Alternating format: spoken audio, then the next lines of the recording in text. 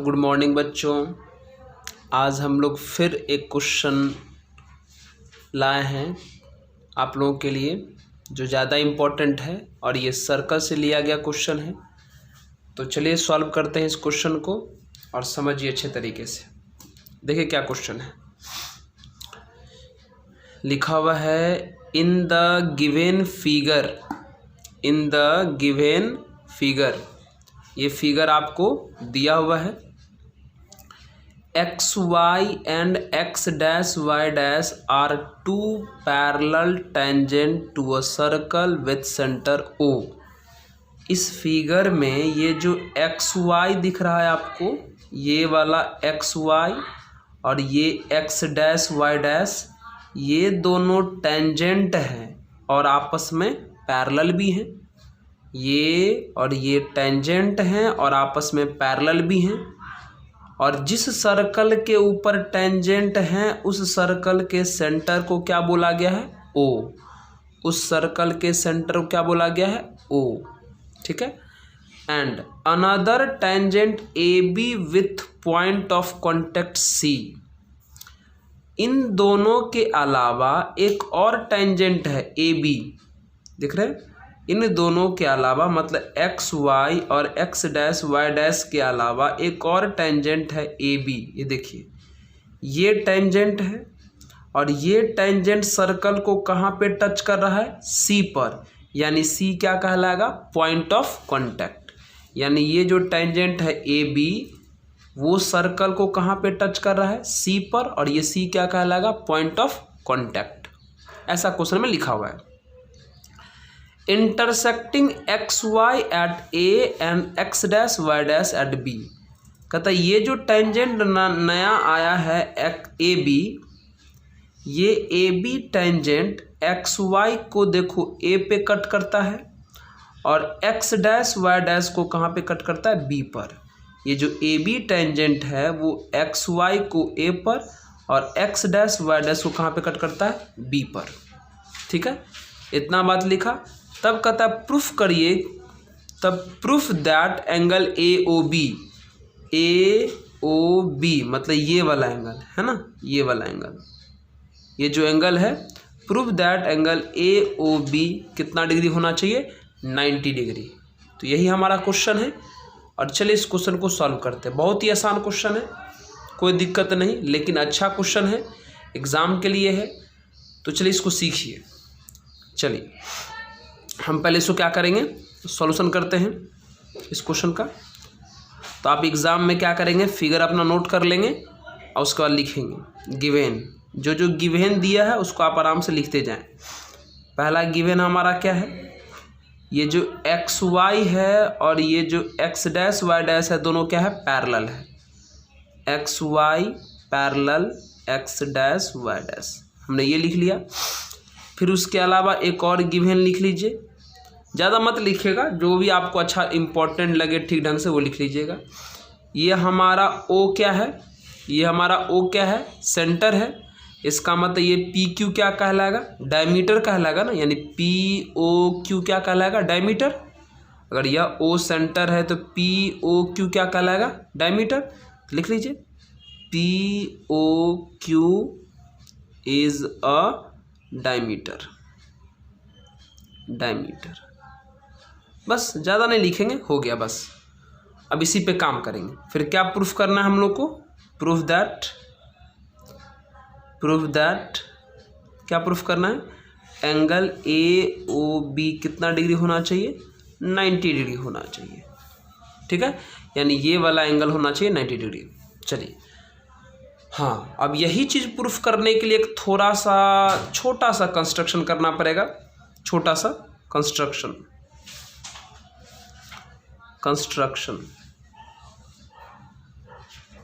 वो कंस्ट्रक्शन क्या है?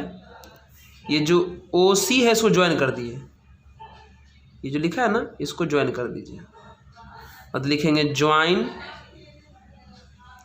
ज्वाइन ओ सी। बस हमने क्या किया? इस ओ सी को ज्वाइन कर दिया, हो गया। अब चलिए इसको प्रूफ करते हैं। प्रूफ, तो कितना आसान प्रूफ है, फटाफट हो जाएगा। शुरू करें। अब देखिए मित्र, यहाँ देखिए ये दोनों ट्रायंगल दिख रहा है आपको, ये दोनों ध्यान से देखिए। ये ट्रायंगल हो जाएगा आपका OPA, एक ट्रायंगल हो जाएगा OCA, दिख रहा है। OPA वाला ये वाला ट्रायंगल OPA, देखिए ये वाला ट्रायंगल, और एक ट्रायंगल हो जाएगा OCA, ये वाला ट्रायंगल OCA, दिख रहा है ना। चलिए हम इन दोनों ट्रायंगल को कॉन्ग्रुएंट करते हैं, लेके बढ़िए। In triangle OPA and triangle OCA, है ना, दिख रहा है ना। OPA और OCA में बात करें तो चलिए बताइए क्या क्या इक्वल होगा इन दोनों ट्रायंगल में। देखिए ये जो OP है और ये जो OC है, ये OP और OC तो रेडियस हो जाएगा। ये जो OP है और ये जो OC है वो रेडियस हो जाएगा ना, यानी इक्वल, यानी OP is equal to OC, कौन हो गया, रेडियस, इक्वल हो गया।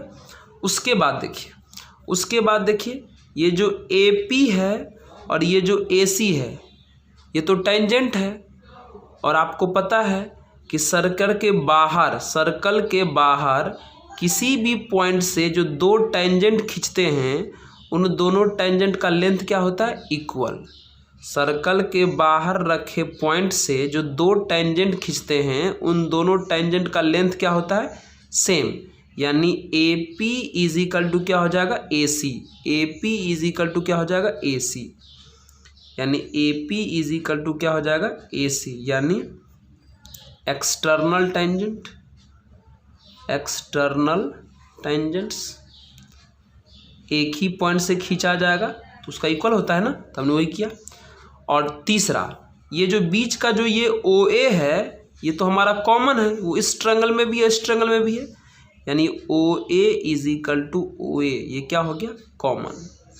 तो बताइए दो ट्रायंगल का तीन साइड आपस में इक्वल हो गया, इसका मतलब फ्रॉम S से triangle OPA similar to congruent triangle OPA congruent to triangle OCA, हो गया ना।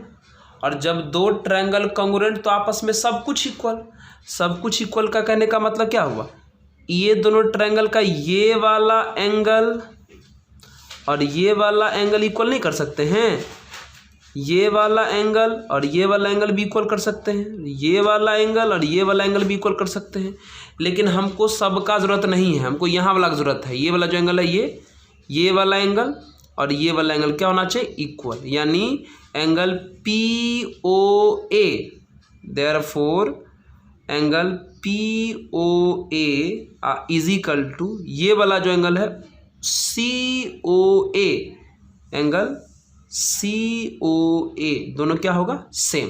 इसको मान लीजिए फर्स्ट इक्वेशन।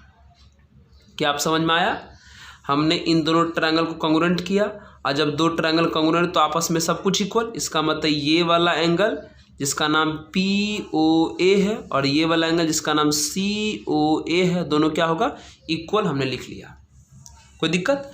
अब सिमिलरली उसी तरीके से ये दोनों ट्रायंगल को भी कन्वर्ट कर सकते हैं, नहीं कर सकते ये वाला को, इन दोनों को, यानी OCB वाले को और OQB वाले को नहीं कर सकते कंगुरेंट, सिमिलर नहीं, सॉरी बार बार सिमिलर बोला जा रहा है, कंगुरेंट। OCB वाले को और OQB वाले को, OCB वाले को और OQB वाले को कंगुरेंट कर सकते हैं ना, तो यहाँ लिखना नहीं है, सिमिलरली लिख देंगे similarly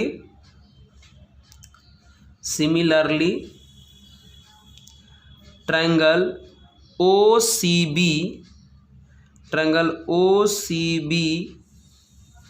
congruent to triangle OQB, नहीं लिख दिया डायरेक्ट। जिस प्रकार हमने इन दोनों को कंगुरेंट किया उसी तरीके से ये दोनों भी कंगुरेंट हो जाएगा। Triangle OCB congruent to triangle OQB, हो गया ना कंगुरेंट। ये कंगुरेंट का सिंबल है, अगर बार बार मेरे से सिमिलर बोला जा रहा है इसके लिए सॉरी, ठीक है, ये कंगुरेंट है। तो जिस तरीके से हमने इन दोनों को कॉन्ग्रुएंट किया है उसी तरीके से ये दोनों भी हमारा क्या हो जाएगा, कॉन्ग्रुएंट। तो हमने OCB को और OQB को क्या कर दिया, कॉन्ग्रुएंट। कोई दिक्कत नहीं ना। अब देखिए जब ये दोनों ट्रायंगल कॉन्ग्रुएंट हो गया तो सब आपस में इक्वल हो जाएगा, मतलब ये वाला एंगल और ये वाला एंगल इक्वल, मतलब ये वाला एंगल और ये वाला एंगल इक्वल, ये वाला एंगल मतलब COB, इसका मतलब angle COB is equal to angle QOB equal होगा कि नहीं होगा। अब अगर हम समझा दें कि ये दोनों कॉन्ग्रुएंट कैसे होगा तो देख लीजिए, ये OC और ये OQ रेडियस है, ये OB कॉमन है और ये BQ का लेंथ और BC का लेंथ इक्वल है।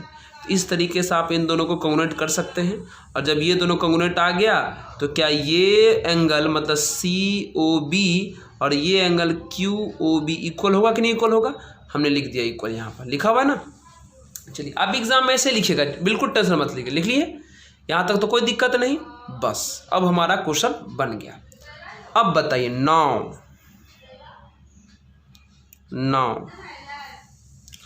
आप बताइए ये जो POQ है ये एक डायमीटर है, और डायमीटर मतलब एक स्ट्रेट लाइन है, और स्ट्रेट लाइन पर जितने भी एंगल बनते हैं सारे एंगल कितने होते हैं, 180। यानी ये POQ क्या है, डायमीटर यानी स्ट्रेट लाइन है ना। तो लिख देंगे therefore POQ is a straight line है। इसका मतलब सारा एंगल मिला कितना होगा, 180। कौन कौन सा एंगल है देखिए, ये वाला एंगल है, ये वाला एंगल है, ये वाला एंगल है, ये वाला एंगल है और ये वाला एंगल है ना। इस लाइन पर ये चारों एंगल है ना, चारों मिला कितना होगा 180। तो नाम लिखिए सबका। इस एंगल का नाम POA पड़ेगा, लिख लीजिए यहाँ पर एंगल POA प्लस। इस एंगल का नाम COA पड़ेगा, हमने भी लिख लिया यहाँ पर COA लिख लिया, फिर प्लस। फिर इस वाले का नाम क्या पड़ेगा, इस वाले का नाम COB पड़ेगा, वो भी लिख लिया COB पड़ेगा, फिर प्लस। फिर इस वाले का नाम क्या पड़ेगा, QOB पड़ेगा, वो भी लिख लिया हमने QOB लिख लिया। और ये सब मिला कितना डिग्री होना चाहिए, 180 डिग्री होना चाहिए, क्योंकि एक स्ट्रेट लाइन पर सभी एंगल मिला करके 180 डिग्री ही होता है। तो हमने लिख लिया। अब देखिए, अब थोड़ा सोचिए, क्या सोचिएगा देखिए, है ना। हमारे फर्स्ट इक्वेशन को गौर से देखिए कि ये POA और COA दोनों इक्वल है ना। यानी हम चाहें तो POA के जगह पर COA लिख सकते हैं, लिख दीजिए। यहाँ देखिए सूर्य में दिख रहा है, तो आप यहाँ एंगल COA लिख सकते हैं, बगल में ये COA पहले से है, फिर प्लस, इस COB को रहने दीजिए प्लस। ये देखिए QOB, देखिए यहाँ देखिए ये जो QOB है वो किसके इक्वल है, COB की इक्वल है। तो क्या इस QOB को हटा के हम COB लिख सकते हैं ना। लिख दीजिए यहाँ पर फिर से COB लिख दीजिए इज इक्वल टू 180, कोई दिक्कत नहीं। अब देखिए ये दोनों कितनी बार हो गया, 2 बार, यानी कितना हो जाएगा 2 इंटू एंगल COA अब प्लस ये दोनों भी कितना हुआ, 2 बार, 2 into angle COB is equal to कितना हो जाएगा हमारा 180 डिग्री हुआ। चलिए दोनों में से क्या करिए, 2 कॉमन कर लीजिए, करें 2 कॉमन। चलिए 2 कॉमन कर लीजिएगा यहाँ से, तो angle COA plus COB is equal to कितना हो जाएगा हमारा 180 डिग्री। ठीक है, अब ये 2 मल्टीप्लीकेशन में जाएगा डिवीजन में, तो बताइए कितना हो जाएगा, COA plus COB is equal to कितना डिग्री हो जाएगा, 90 डिग्री हो जाएगा ना। अब देयरफॉर हो गया। अब देखिए यहाँ कौन कौन है, COA और COB है। देखिए यहाँ पर, यहाँ देखिए तो फिगर को, COA मतलब ये वाला एंगल, COA मतलब ये वाला एंगल, और COB मतलब ये वाला एंगल। तो बताइए, यही तो लिखा हुआ है यहाँ, COA और COB लिखा हुआ है ना। यहाँ देखिए तो COA और COB इन दोनों को ऐड करेंगे तो क्या AOB बन जाएगा? अगर इन दोनों को ऐड करेंगे तो AOB बनेगा कि नहीं बनेगा? ए भाई, COA मतलब ये वाला एंगल, COB मतलब ये वाला एंगल, अगर इन दोनों को हम ऐड करें तो क्या AOB बनेगा? तो लिख दीजिए यहाँ पर। तो देयरफॉर हमारा AOB वाला कितना हो गया? 90 डिग्री प्रूफ हो गया, है ना। सिमिलरली कितना आसान है, इस तरीके से बना सकते हैं। यानी हमने कुछ किया नहीं, हम समझा देते फिर से। हमने क्या किया, सबसे पहले इन दोनों ट्रायंगल को कॉन्ग्रुएंट कर लिया। कॉन्ग्रुएंट जैसे ही किया तो ये वाला एंगल, ये वाला एंगल और ये वाला एंगल इक्वल हो गया, लिख लिया। उसी तरीके से सिमिलरली इन दोनों को भी कॉन्ग्रुएंट लिखा, तो ये वाला एंगल और ये वाला एंगल इक्वल हो गया, तो लिख लिया। फिर ये POQ स्ट्रेट लाइन है तो सभी एंगल मिला के 180 होगा, तो ये मिला के 180 हमने लिख लिया।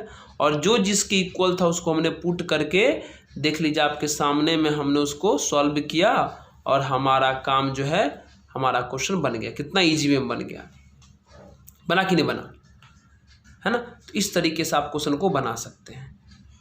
तो हम लोग फिर मिलेंगे नेक्स्ट वीडियो में नेक्स्ट क्वेश्चन के साथ, इंपॉर्टेंट क्वेश्चन के साथ। तब तक इस क्वेश्चन को सीखिए, और वीडियो अच्छा लगे तो लाइक करिए, सब्सक्राइब करिए और शेयर ज़रूर करिए। ठीक है, धन्यवाद।